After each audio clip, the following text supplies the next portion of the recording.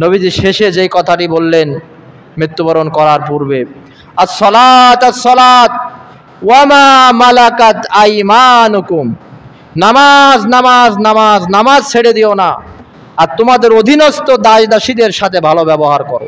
তুমি যদি অফিসের বস হও, তোমার অধীনে যেই সমস্ত কর্মচারী আছে তাদের সাথে ভালো ব্যবহার করো। তুমি জমির মালিক, তোমার অধীনে শ্রমিকেরা কাজ করছে, তাদের সাথে ভালো ব্যবহার করো। তোমার বাড়িতে কাজের মেয়ে আছে, কাজের ছেলে আছে, তার সাথে ভালো ব্যবহার করো। তোমার অধীনে যেই সমস্ত কর্মচারী আছে তাদের সাথে ভালো ব্যবহার করো। নবীজির শেষ কথা এই দুইটাই ছিল, সালাত ওয়া মা মালাকাত আইমানুকুম, নামাজ আর অধীনস্থ দাস দাসীদের ব্যাপারে সতর্কতা অবলম্বন করো। আর নবীজি বললেন, আল্লাহুম্মা রফিকিল আলা, হে আল্লাহ আপনি আমাকে সর্বোত্তম বন্ধুর সাথে মিলিত করুন। সর্বোত্তম বন্ধুকে আল্লাহর সাথে মিলিত করুন।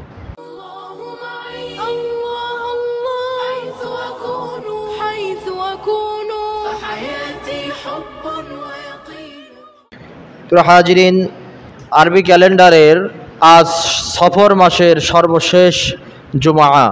প্রসঙ্গত কারণেই আজকে আমরা এই সফর মাসের শেষ জুমায়, শেষ দিনগুলোতে রাসূল করিম সাল্লাল্লাহু আলাইহি সাল্লামের অসুস্থতা তীব্রতা আকারে ধারণ করেন এবং এই অসুস্থতা থেকেই তিনি মৃত্যুবরণ করেন। এজন্য আজকে আমরা রাসূলুল্লাহ সাল্লাল্লাহু আলাইহি সাল্লামের অসুস্থতা এবং তার ওফাত, মৃত্যু, এই সংক্রান্ত আলোচনা শুনবো ইনশাআল্লাহ তাআলা। গোটা বাংলাদেশে শিক্ষা প্রতিষ্ঠানগুলোতে সফর মাসের শেষ বুধবার সরকারিভাবে একটি ছুটি দেওয়া হয়, আখিরি চাহার সোমবা। আখিরি চাহার সোমবা এটি ফার্সি শব্দ, ফার্সি ভাষায় এবং আরবি ভাষায় আখের মানে শেষ, চাহার মানে সফর মাস, সোমবা মানে বুধবার। সফর মাসের শেষ বুধবার এই দিনটির হাকিকত হচ্ছে, রাসূল সাল্লাল্লাহু আলাইহি সাল্লাম সফর মাসে অসুস্থতা বোধ করার পরে, অসুস্থতা হওয়ার পরে তিনি এই সফর মাসের শেষ বুধবার কিছুটা সুস্থতা অনুভব করে মসজিদে আসেন নামাজ পড়তে। রাসূলের এই সুস্থতা ভাব দেখে সাহাবীদের ভিতরে একটা আনন্দের জোয়ার বেয়ে যায়। অনেক দুর্বল হাদিসে বর্ণিত হয়েছে যে এই খুশিতে আবু বকর, ওমর, ওসমান, আলী এত এত এত এত দান করেছেন, যা গ্রহণযোগ্য হাদিসে তার প্রমাণ পাওয়া যায় না। এক সময় উপমহাদেশে এই দিনটি অত্যন্ত আনন্দের সাথে উৎসব মুখর পরিবেশে পালন করা হতো। ইমানদার মুসলমানেরা দান করতো এই দিনে। যাই হোক, এর কোনো ফজিলত বা হাকিকত সহিহ হাদিসের ভিতরে পাওয়া যায় না। তা আমরা মূলত আজকে রাসূলুল্লাহ সাল্লাল্লাহু আলাইহি সাল্লামের শেষ দিনের, রাসূলের জীবনের শেষ দিনগুলো, মৃত্যুবরণ করার আগ মুহূর্তগুলো কেমন ছিল সেই বিষয়ে আমরা আলোচনা শুনব। রাসূলুল্লাহ সাল্লাল্লাহু আলাইহি সাল্লামের মৃত্যু স্বাভাবিক মৃত্যু হয়েছিল। নবীজি আল্লাহর কাছে দুই ধরনের মৃত্যু থেকে পানা চেয়েছেন, আমাদেরকে সেই দোয়া শিক্ষা দিয়েছেন, আল্লাহুম্মা ইন্নী আউযু বিকা মিন আরজালিল উমার, বার্ধক্যে জরাগ্রস্ত হয়ে বিছানায় কাতরিয়ে ধুকে ধুকে একেবারে জীর্ণ শীর্ণ হয়ে মৃত্যু থেকে আল্লাহর কাছে নবীজি পানা চেয়েছেন। আর এক ধরনের মৃত্যু হঠাৎ মৃত্যু, আল্লাহুম্মা ইন্নী আউযু বিকা মিন ফুজআতিল মাউত, হে আল্লাহ আমি আপনার কাছে হঠাৎ মৃত্যু থেকে পানা চাই। হঠাৎ করে হার্ট অ্যাটাক করে, রোড অ্যাক্সিডেন্টে মৃত্যুবরণ, এই ধরনের মৃত্যু থেকে নবীজি পানা চেয়েছেন। আল্লাহ নবীজির দোয়া কবুল করেছেন, বিশ্বনবীর মৃত্যু স্বাভাবিক মৃত্যু হয়েছে। তো বিশ্বনবী জীবনে হজ একবারই করার সুযোগ পেয়েছেন। হজ যদিও অষ্টম বা নবম হিজরিতে ফরজ হয়, যেই বছর হজ ফরজ হয় নবীজি সেই বছর হজ করেন নাই। নবীজি দশম হিজরিতে হজ করেছেন, যেটিকে আমরা বিদায় হজ বলি, এবং এটাই নবীজির জীবনের শেষ হজ। তাহলে নবীজির জীবনে কতবার হজ করেছেন? উত্তর আসবে একবার। একবারই নবীজি হজ করেছেন। দশম হিজরিতে লক্ষাধিক সাহাবী নিয়ে নবীজি হজ করেছেন। বিদায় হজে আরাফাতের মাঠে নবীজি ঐতিহাসিক বক্তব্য দিয়েছেন। বিদায় হজের ভাষণ অনেকগুলো বিষয় নিয়ে, সুদ নিয়ে, নারীর অধিকার নিয়ে, দাস দাসী নিয়ে, মানুষে মানুষে কোনো ভেদাভেদ নেই, আরবের উপরে অনারবের, কালোর উপরে সাদার কোনো প্রাধান্য নেই, ইত্যাদি ইত্যাদি বিষয়ে যে ঐতিহাসিক বক্তব্য দিয়েছেন বিশ্বনবী সাল্লাল্লাহু আলাইহি সাল্লামের বিদায় হজের যে ভাষণ, এই প্রতিটি শব্দ, প্রতিটি বাক্য গবেষণা করলে অনেক বিষয় ফুটে ওঠে। যদিও আমরা বলি 90% মুসলিম অধ্যুষিত দেশ, আমরা নামে মাত্র মুসলমান, বাস্তব জীবনে মুসলমানের যে চরিত্র হওয়া দরকার সেইগুলো আমাদের ভিতরে নাই। আমরা কোন নেতা কোন ভাষণ দিয়েছেন সেই ভাষণের প্রতিটা অক্ষর ধরে ধরে গবেষণা করি, তার উপরে পিএইচডি ডিগ্রি নিই, ইত্যাদি ইত্যাদি। বিদেশ থেকে তার উপরে বিভিন্ন সনদ নিই। তাদের বক্তব্যগুলো সেই সময়ের জন্য গুরুত্ব বহন করে, মানুষদেরকে উজ্জীবিত করেছে। তাদের বক্তব্যগুলো সেই সময়ের জন্য অবশ্যই প্রযোজ্য ছিল। বিশেষ একটি প্রেক্ষাপটে, বিশেষ একটি মুহূর্তে সেই বক্তব্যগুলো জাতিকে জাগ্রত করেছে। কিন্তু সেই বক্তব্য কিয়ামত পর্যন্ত যে তার অবদান থাকবে জাতির জন্য, এমনটি নয়। কিন্তু বিশ্বনবী সাল্লাল্লাহু আলাইহি সাল্লাম যে বক্তব্যগুলো দিয়েছেন সেই সময়ে শুধু প্রভাব ফেলেনি, বরং বিশ্বনবীর প্রতিটি বক্তব্য, বিশেষ করে বিদায় হজের যে বক্তব্য, এই বক্তব্যগুলো যুগ যুগ ধরে পৃথিবী যতদিন থাকবে কিয়ামতের আগ পর্যন্ত মানুষের উপকারে আসবে। তো সর্বশেষ বিদায় হজ থেকে ফিরে জিলহাজ মাসের পরেই নতুন বছর শুরু হয়। 11 হিজরির দিকে, প্রথম দিকে নবীজি সফর মাসে নবীজি অসুস্থ হয়ে পড়েন। এই অসুস্থতা ছিল প্রচণ্ড জ্বর আর প্রচণ্ড মাথা ব্যথা, এবং এই জ্বর আর মাথা ব্যথা নিয়েই নবীজি দুনিয়ার মাঝখান থেকে বিদায় নেন। দুরারোগ্য কোনো রোগে আক্রান্ত হয়ে নবীজি ইন্তেকাল করেন নাই। শেষ জীবনে সে জ্বর আর মাথা ব্যথা নিয়েই নবীজি ইন্তেকাল করেছেন। বিশ্বনবী সাল্লাল্লাহু আলাইহি সাল্লাম সফর মাসে অসুস্থ হন। বিদায় হজের ভাষণে নবীজি কথা বলেছিলেন যে হয়তোবা আগামী বছর তোমাদের সাথে আমার আর দেখা হবে না, এইরকমের একটা ইঙ্গিত নবীজি দিয়েছিলেন। সুতরাং এখানে যারা উপস্থিত আছে, আজকে যে কথাগুলো বললাম, যারা শুনেছে, তোমাদের দায়িত্ব যারা শুনতে পারেনি তাদের কাছে আমার এই কথাগুলো পৌঁছাইয়ে দেওয়া। সেই সময় ইউটিউব ছিল না, সামাজিক কোনো যোগাযোগ মাধ্যম ছিল না যে লন্ডনে বা আমেরিকায় বসে একটি বক্তব্য দেবে জাতির উদ্দেশ্যে, ফেসবুক ইউটিউবের মাধ্যমে গোটা বিশ্বময় ছড়িয়ে যাবে, এমনটি সেই রকমের কোনো সুযোগ সেই সময় ছিল না। লক্ষাধিক সাহাবীর মাঝে নবীজি বললেন যে এখানে যারা উপস্থিত আছে তোমাদের দায়িত্ব আমার এই বক্তব্যগুলো যারা অনুপস্থিত তাদের মাঝে পৌঁছাইয়ে দেওয়া। নবীজি যখন এই বিদায় হজের ভাষণ দিলেন, বিদায় হজের ভাষণে নবীজি 2 হাত আকাশের দিকে তুলে এভাবে, যাতে করে নবীজির বগল দেখা গিয়েছিল, আল্লাহর কাছে বলেছেন, আল্লাহ আমি কি আপনার বাণী মানুষের মাঝে পৌঁছায় দিতে পেরেছি? গায়েব থেকে আওয়াজ এসেছিল, হ্যাঁ আপনি পেরেছেন। আল্লাহর পক্ষ থেকে যখন আয়াত নাজিল হলো, এটা কোরআনুল কারীমের সর্বশেষ আয়াত নবীজির উপরে নাজিল হয়। সূরা মায়েদার 3 নম্বর আয়াত, আল ইয়াউমা আকমালতু লাকুম দীনাকুম ওয়া আতমামতু আলাইকুম নি'মাতি রাদিতু লাকুমুল ইসলাম দীনা। আল্লাহর পক্ষ থেকে আয়াত নাজিল হয়ে গেল, আল ইয়াউম আজকে, আতমামতু লাকুম তোমাদের জন্য আমি পরিপূর্ণ করে দিলাম দ্বীন ইসলাম। দ্বীন ইসলাম আজকে পরিপূর্ণ হয়ে গেল, নিয়ামত পরিপূর্ণ হয়ে গেল। আর ইসলাম যে তোমাদের ধর্ম, ইসলাম যে তোমাদের জীবন ব্যবস্থা, এই ইসলাম তোমাদের জীবন ব্যবস্থা দিয়ে আমি আল্লাহ নিজেও খুশি হয়ে গেছে। সুবহানাল্লাহ। এই যে দিন পরিপূর্ণ হয়ে গেল, এই আয়াত যখন নাজিল হলো, আয়াতের তাৎপর্য মর্ম কেউ বুঝতে পারেনি, একজন সাহাবী বুঝতে পেরে সেই সাহাবীর চোখ দিয়ে পানি পড়ে, দাড়ি ভিজে ভিজে পড়ে। কারণ আল ইয়াউমা আকমালতু লাকুম দীনাকুম, আজকে দিন পরিপূর্ণ হয়ে গেল। এই আয়াতের মর্মার্থ বুঝে যেই সাহাবী ক্রন্দন করলেন তিনি হচ্ছেন জ্ঞান বৃদ্ধ বয়োবৃদ্ধ সাহাবী হযরত আবু বকর সিদ্দিক রাদিয়াল্লাহু তাআলা আনহু। তিনিই শুধু আয়াতের মর্মার্থ বুঝতে পেরেছেন, বুঝতে পেরেই তিনি কেঁদেছেন। কেন কাঁদলেন? কাঁদার কারণ হচ্ছে আল্লাহ যেহেতু আজকে আয়াত নাজিল করে দিলেন, ইসলাম আজকে পরিপূর্ণ হয়ে গেল।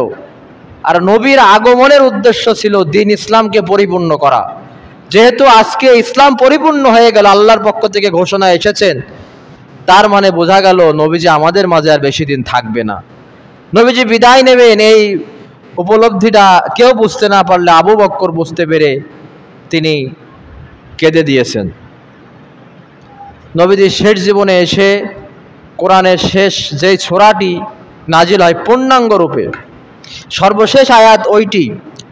আর পূর্ণাঙ্গ সূরা সর্বশেষ যেই সূরাটি নাজিল হয়েছে সেটি মক্কা বিজয়ের সময় যেটি নাজিল হয়, সূরা নাসর, যেটা আমরা অধিকাংশ মানুষ জানি। ইজা জাআ নাসরুল্লাহি ওয়াল ফাত, যখন আল্লাহর সাহায্য আসবে, বিজয় আসবে, তখন আপনি দেখবেন দলে দলে মানুষ ইসলামের সুশীতল ছায়াতলে আশ্রয় নিচ্ছে। যখন আপনার বিজয় আসবে তখন আপনি বিরোধী দলের উপরে হামলা করবেন না, দমন করবেন না, তার বাড়িঘর পুড়িয়ে দেবেন না, আগুন দিয়ে পুড়িয়ে দেবেন না, বাড়িঘর ধ্বংস করবেন না, সরকারি স্থাপনাগুলো ভাঙবেন না। যখন বিজয় আসবে তখন উল্টো বিরোধী দলের জিনিসগুলো ভেঙে চুরমার করে দাও, এমনটি নয়, বরং বিজয় যখন আসবে আল্লাহ তাআলা বললেন এই বিজয়ে কি করবা? ফাসাব্বিহ বিহামদি রব্বিকা ওয়াস্তাগফির ইন্নাহু কানা তাওয়াবা। বিজয়ের আনন্দে বেশি বেশি তাসবিহ পড়বে, আল্লাহ শুকরিয়া আদায় করবে এবং বেশি বেশি আল্লাহর কাছে ইস্তেগফার করবে। এই সূরা নাজিল হওয়ার পরে তারপর থেকে নিয়ে নবীজি মৃত্যুর আগ পর্যন্ত উঠতে বসতে শুতে, নামাজের ভিতরে রুকুতে তাসবিহে, নামাজের বাইরে নবীজি একটি জিকির বেশি বেশি করতেন। সে জিকিরটি হচ্ছে নবীজি বলতেন সুবহানাকা ওয়া বিহামদিকা আস্তাগফিরুল্লাহ ওয়া আতুবু ইলাইক। আমি আপনার প্রশংসা করছি, আপনার গুণগান গাচ্ছি এবং আমি আপনার কাছে ক্ষমা চাচ্ছি, আমি তাওবা করছি। নবীজি সূরা নাসর নাজিল হওয়ার পরে বেশি বেশি এই দোয়া পাঠ করতে লাগলেন। নবীজির ইন্তেকালের একদম আগ মুহূর্তে বিশ্বনবী সর্বশেষ যেই কাজটি করেছিলেন, জান্নাতুল বাকি কবরস্থান, যেই কবরস্থানটির নাম জান্নাতুল বাকি মদিনায়, এই কবরস্থানে যে মৃত ব্যক্তিদের জন্য দোয়া করলেন। হযরতে হিবা এই হাদিসটি বর্ণনা করছেন। তিনি দোয়া করার পরে হিবাকে বলছেন, হিবা, আল্লাহ আমাকে দুইটি বিষয়ের যে কোনো একটা বিষয় গ্রহণ করার ইখতিয়ার দিয়েছেন, এই দুইটির ভিতরে আমি যেইটি চাবো আল্লাহ আমাকে দিবেন। এক হচ্ছে আল্লাহ বলেছেন আপনি চাইলে দুনিয়ার সমস্ত ধনভাণ্ডার এবং আপনি আজীবন পৃথিবীতে বাঁচবেন, এরপরে জান্নাতে যাবেন, কিয়ামত পর্যন্ত হায়াত পাবেন, দুনিয়ার ধনভাণ্ডার পাবেন, এরপরে জান্নাতে যাবেন। এই অপশন গ্রহণ করুন, অথবা আপনি আল্লাহর দিদার, প্রতিপালকের সাক্ষাৎ এবং জান্নাত, কোনটি চান? হিবা বললেন আপনি প্রথমটি চান। নবীজি বললেন না, আমি আমার রবের সাক্ষাৎকে পছন্দ করি। তার মানে মৃত্যুকে নবীজি আলিঙ্গন করলেন। তার মানে মৃত্যু আল মাউত তুফাতুল লিল মুকমিন, মৃত্যু হচ্ছে ইমানদার ব্যক্তিদের জন্য হাদিয়া। হাদিসের ভিতরে বলা হয়েছে দুনিয়ার ধনভাণ্ডার, পৃথিবী থেকে আমরা কেউ বিদায় নিতে চাই না। পৃথিবীতে মানুষ এক সেকেন্ড বাঁচার জন্য লক্ষ লক্ষ টাকা ব্যয় করে। আর নবীজির কাছে অপশন দেয়া হলো সারা পৃথিবীর ধনভাণ্ডার আপনাকে দেয়া হবে, কিয়ামত পর্যন্ত আপনি বাঁচবেন, তারপরে মৃত্যুবরণ করলেই জান্নাতে যাবেন। আপনি এটা চান নাকি এখনই মৃত্যুবরণ করে আমার দিদার চান? আমাদের সব কিছু হবে আল্লাহর জন্য, আল্লাহর সন্তুষ্টির জন্য। মুমিন ব্যক্তির চাওয়া পাওয়া হবে সব কিছুতে আল্লাহকে পাওয়া, যে আল্লাহ আমাকে পাঠিয়েছেন, আল্লাহর কাছে ফিরে যেতে হবে। আল্লাহ বলেছেন, আল্লাহর দিদার, প্রেম ভালোবাসা হবে আল্লাহর জন্য। নবীজি বললেন আমি আল্লাহর সাক্ষাৎ চাই। আশেক আর মাশেক কাকে বলে দেখেন, আশেক আর মাশুক কাকে বলে, আল্লাহ প্রেমিক কাকে বলে। সারা পৃথিবীর সম্পদ কিয়ামত পর্যন্ত বাঁচার গ্যারান্টি, সেটা গ্রহণ না করে মাত্র 63 বছর বয়সে নবীজি তার জীবনের ইতি টানলেন। নবীজি যখন অসুস্থ হয়ে পড়লেন, হযরতে আয়েশা সিদ্দিকা রাদিয়াল্লাহু তাআলা আনহার গৃহে নবীজি ছিলেন। জ্বর, মাথা ব্যথা। আয়েশা রাদিয়াল্লাহু তাআলা আনহা সূরা ফালাক, সূরা নাস, সূরা ইখলাস, নবীজি যেটি তার পরিবারের কেউ অসুস্থ হলে যেভাবে ঝাড়ফুঁক করতেন সূরা ফালাক নাস পড়ে, আয়েশা রাদিয়াল্লাহু তাআলা আনহা শেষ জীবনে এসে সূরা ফালাক, সূরা নাস পড়ে নবীজিকে ঝাড়ফুঁক করছেন। নবীজির ফু দিয়ে হাতে ফু দিয়ে সেই হাত সারা শরীরে মাসেহ করে দিচ্ছেন। নবীজি ইন্তেকালের 5 দিন পূর্বে সর্বশেষ যে ওসিয়ত করেছিলেন সেটি হচ্ছে, নবীজি বলেছিলেন তোমরা আমার কথা মনোযোগ দিয়ে শোনো। তোমাদের পূর্ববর্তী জাতিরা তাদের নবীরা মৃত্যুবরণ করার পরে নবীদের কবরগুলোকে মসজিদ বানিয়ে ফেলেছে, মাজার বানিয়ে ফেলেছে। নবীদের কবরে তারা সিজদা দিয়েছে এবং সেটিকে তারা ঈদ মনে করেছে। এই যে আমাদের দেশে বিভিন্ন মাজারে, বিভিন্ন দরবারে যে ওরস হয়, এগুলোর সাথে ইসলামের কোনো সম্পর্ক নাই। তারপরে তাদেরকে তারা নবীর উপরে বানিয়ে ফেলেছে। নবীজি ইন্তেকালের 5 দিন পূর্বে সতর্ক করলেন, শোনো, মনোযোগ দিয়ে শোনো। নবীজি বললেন পূর্ববর্তী জাতির উম্মতেরা তার নবীরা ইন্তেকালের করার পরে তার নবীর কবরটাকে মসজিদ বানিয়েছে, নামাজের জায়গা করেছে। আমি তোমাদের এই ধরনের কাজ করা থেকে নিষেধ করছি। ওয়ালামু, জেনে রাখো, আন্না শারারান নাসি আল্লাযীনা ইত্তাখাযু কুবুরা আমবিয়াহুমুল মাসাজিদ, মানুষের ভিতরে সবচাইতে খারাপ মানুষ তো তারা যারা তাদের নবীদের কবরগুলোকে মসজিদে রূপান্তর করেছে।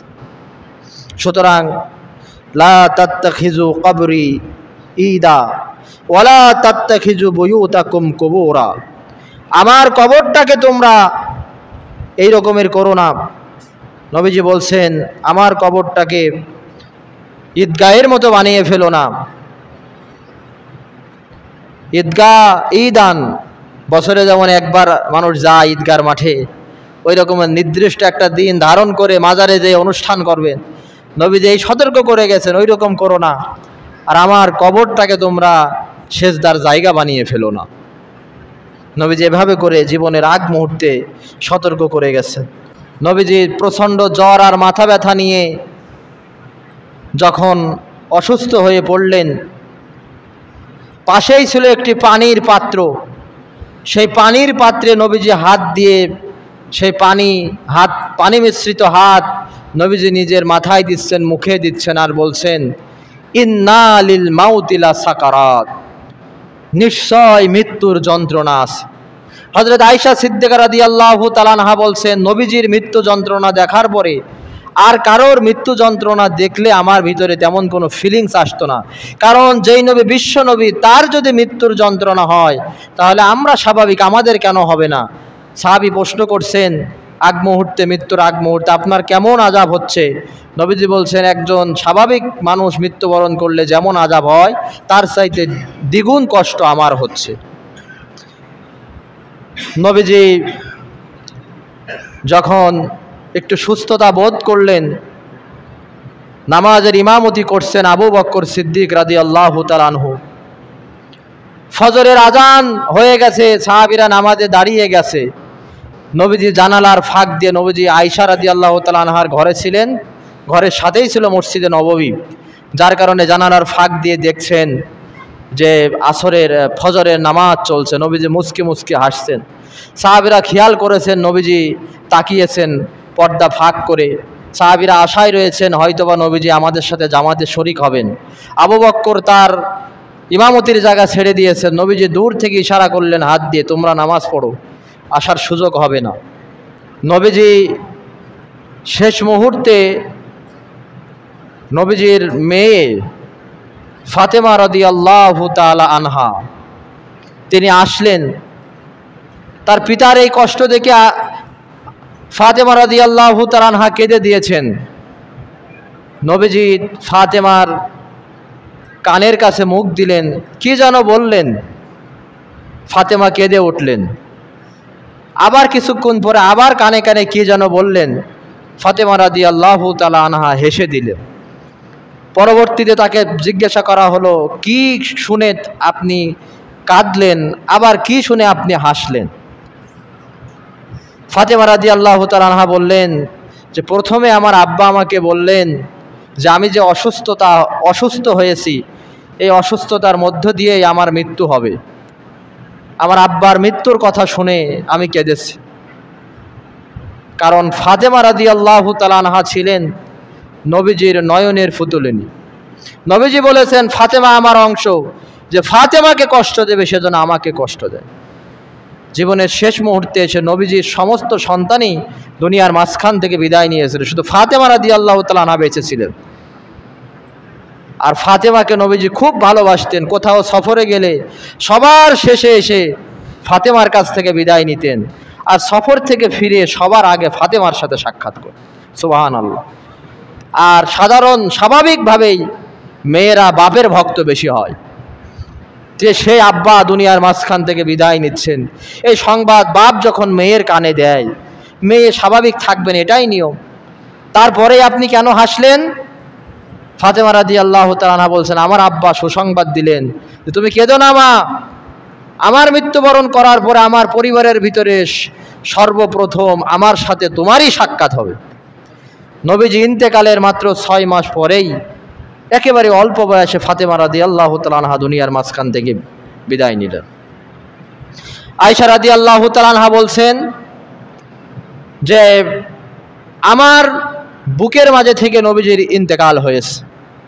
আয়েশা রাদিয়াল্লাহু তাআলা আনহা নিজেকে ধন্য মনে করতেন, সৌভাগ্যবতী মনে করতেন 5টি কারণে। প্রথম কারণ, একমাত্র অল্প বয়সে নবীজির আয়েশার সাথে বিয়ে হয়েছে। নবীজির 9 থেকে 11টি স্ত্রী ছিল, সবাই বিধবা মহিলা। শুধু আয়েশা রাদিয়াল্লাহু তাআলা আনহা ছিলেন কুমারী। 7 বছর বয়সে বিবাহ হয়।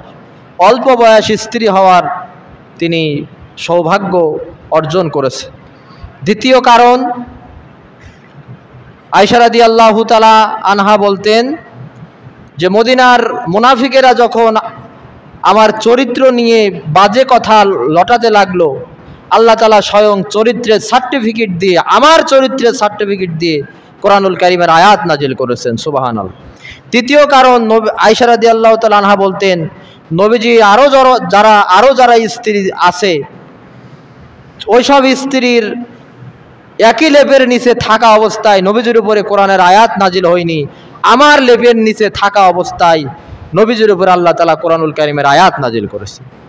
4 নম্বর কারণ বলতেন নবীজির মৃত্যু হয়েছে আমার বুকের মাঝে। 5 নম্বর কারণ তিনি বলতেন নবীজির কবর যেটা, সেটা আয়েশা রাদিয়াল্লাহু তাআলা আনহার ঘর। তো নবীজি এরকমের শেষ মুহূর্তে আয়েশা রাদিয়াল্লাহু তাআলা আনহার কোলে আছেন। আয়েশা রাদিয়াল্লাহু তাআলা আনহার ভাই আসলেন, তিনার নাম আব্দুর রহমান। তার হাতে একটা মিসওয়াক ছিল। নবীজি এই অসুস্থ অবস্থায় সে মিসওয়াকের দিকে নজর দিলেন। মিসওয়াক ছিল নবীজির প্রিয়। নবীজি বলেছেন আমার উম্মতের যদি কষ্ট না হতো তাহলে আমি নির্দেশ দিতাম তারা যাতে 5 ওয়াক্ত নামাজের ওযু করার পূর্বে 5 বার মিসওয়াক করে। 5 ওয়াক্ত নামাজে যে ওযু করে, ওযু করার পূর্বে তারা যেন মিসওয়াক করে। এটি কষ্ট হয়ে যাবে, এই জন্য আমি এটা আমার উম্মতের উপরে ওয়াজিব করে দেয়নি। তো তখন নবীজি ইশারা করলেন মিসওয়াক চাই। তো শক্ত মিসওয়াক আয়েশা রাদিয়াল্লাহু তাআলা আনহা নিজে দাঁত দিয়ে চিবিয়ে নরম করে নবীজির মুখে দিলেন। নবীজি মিসওয়াক করলেন আর বারবার ঘামছিলেন। মৃত্যুবরণ করার পূর্বে নবীজি ঘামছিলেন।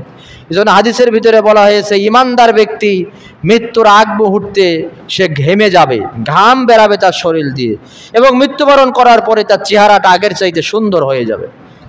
ইমানি হালতে মৃত্যুবরণ করার হাদিসের ভিতরে বেশ কিছু নমুনা দেওয়া হয়েছে। তার ভিতরে এটি উল্লেখযোগ্য 2টা, যে ঘামবে আর মৃত্যুবরণ করার পরে চেহারা সুন্দর হয়ে যাবে। নবীজি শেষে যেই কথাটি বললেন মৃত্যুবরণ করার পূর্বে, আস-সালাত আস-সালাত ওয়ামা মালাকাত আইমানুকুম, নামাজ নামাজ নামাজ নামাজ ছেড়ে দিও না, আর তোমাদের অধীনস্থ দাস দাসীদের সাথে ভালো ব্যবহার করো। তুমি যদি অফিসের বস হও, তোমার অধীনে যে সমস্ত কর্মচারী আছে তাদের সাথে ভালো ব্যবহার করো। তুমি জমির মালিক, তোমার অধীনে শ্রমিকেরা কাজ করছে, তাদের সাথে ভালো ব্যবহার করো। তোমার বাড়িতে কাজের মেয়ে আছে, কাজের ছেলে আছে, তার সাথে ভালো ব্যবহার করো। তোমার অধীনে যে সমস্ত কর্মচারী আছে তাদের সাথে ভালো ব্যবহার করো। নবীজির শেষ কথা এই দুইটাই ছিল, সালাত ওমা মালাকাত আইমানুকুম, নামাজ আর অধীনস্থ দাস দাসীদের ব্যাপারে সতর্কতা অবলম্বন করো। আর নবীজি বললেন, আল্লাহুম্মা রফিকিল আলা, হে আল্লাহ আপনি আমাকে সর্বোত্তম বন্ধুর সাথে মিলিত করুন। সর্বোত্তম বন্ধুকে আল্লাহর সাথে মিলিত করুন। যদি এই পৃথিবীতে আমি কাউকে বন্ধু হিসাবে গ্রহণ করতাম, তাহলে আমি আবু বকরকে এই বন্ধু হিসাবে গ্রহণ করতাম, কিন্তু আমার আসল বন্ধু তিনি হচ্ছেন আমার আল্লাহ। আমি আল্লাহর সান্নিধ্যে যাচ্ছি। প্রিয় হাজরিন, এই ছিল রাসূলের জীবনের অন্তিম মুহূর্তের কথা, অন্তিম মুহূর্তের কিছু ঘটনা আপনাদেরকে শোনালাম। আসুন আমরা নবীজির যে শেষ কথা, নামাজ নামাজ নামাজ ও আমার উম্মতেরা নামাজ, আর অধীনস্থ দাস দাসীদের সাথে, অধীনস্থ কর্মচারীদের সাথে ভালো ব্যবহার করো। আসুন আমরা নামাজের পাবন্দী হই, 5 ওয়াক্ত নামাজ পড়ার চেষ্টা করি, নিজে পড়ি, সন্তানদেরকে পড়াই, পরিবার পরিজনকে পড়াই, প্রতিবেশীকে নামাজে নিয়ে আনি দেখে। এবং আপনার অধীনে যদি কোনো কর্মচারী থাকে, কোনো শ্রমিক থাকে, তাদের সাথে ভালো ব্যবহার করবেন, তাদেরকে সাধ্যের অতিরিক্ত বোঝা চাপিয়ে দেবেন না। কাজ শেষ হয়ে যাওয়ার সাথে সাথে উতুল আজিরা আজরাহু ক্বাবলা ইয়াজিফা ইরকু, শ্রমিকের ঘাম শুকানোর পূর্বে শ্রমের মজুরি পরিশোধ করে দাও, নবীজি বলেছেন। এগুলো আমরা করি। আল্লাহ তাআলা আমাদের সকলকে তৌফিক দিক, আমিন। ওয়া তাওফিকি ইল্লা বিল্লাহ, আলাইহি তাওয়াক্কালতু ওয়া ইলাইহি উনীব, ওয়া আখিরু দাওয়ানা আনিল হামদুলিল্লাহি রাব্বিল আলামিন। حيث أكون فحياتي حب